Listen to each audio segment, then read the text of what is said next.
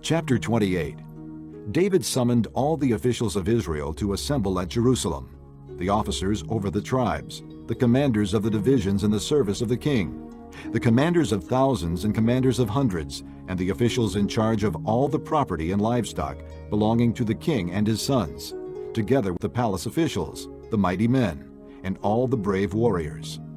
King David rose to his feet and said, "Listen to me, my brothers and my people.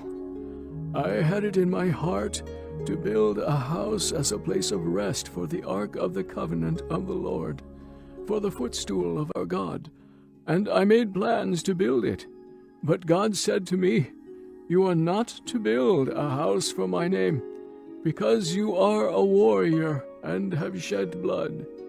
Yet the Lord, the God of Israel, chose me from my whole family to be king over Israel forever. He chose Judah as leader, and from the house of Judah he chose my family, and from my father's sons he was pleased to make me king over all Israel. Of all my sons, and the Lord has given me many, he has chosen my son Solomon to sit on the throne of the kingdom of the Lord over Israel.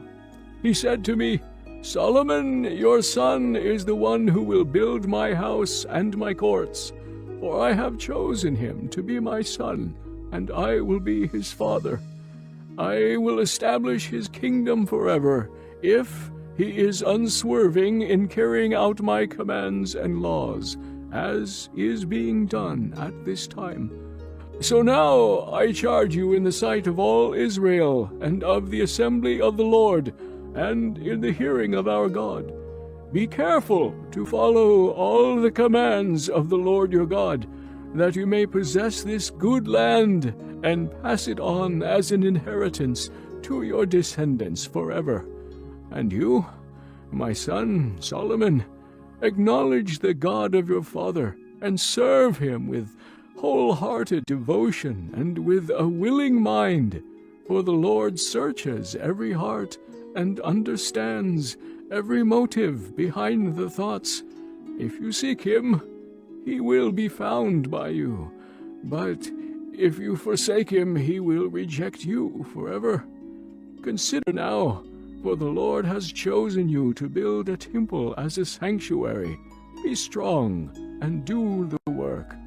Then David gave his son Solomon the plans for the portico of the temple, its buildings, its storerooms, its upper parts, its inner rooms, and the place of atonement.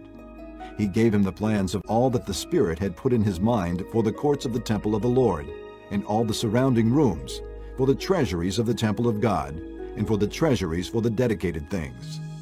He gave him instructions for the divisions of the priests and Levites, and for all the work of serving in the temple of the Lord, as well as for all the articles to be used in its service.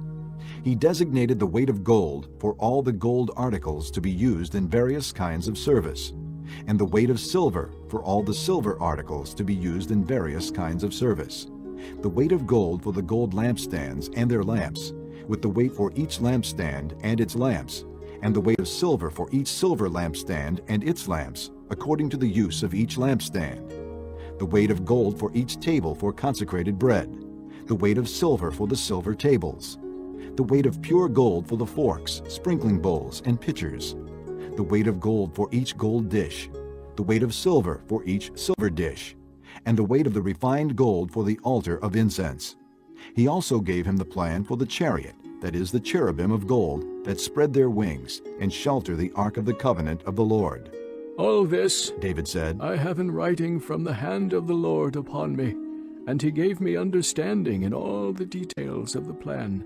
David also said to Solomon, his son, "Be strong and courageous, and do the work. Do not be afraid or discouraged, for the Lord God, my God, is with you. He will not fail you or forsake you until all the work for the service of the temple of the Lord is finished.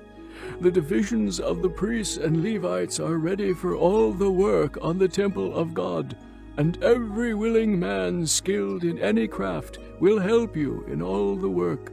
The officials and all the people will obey your every command.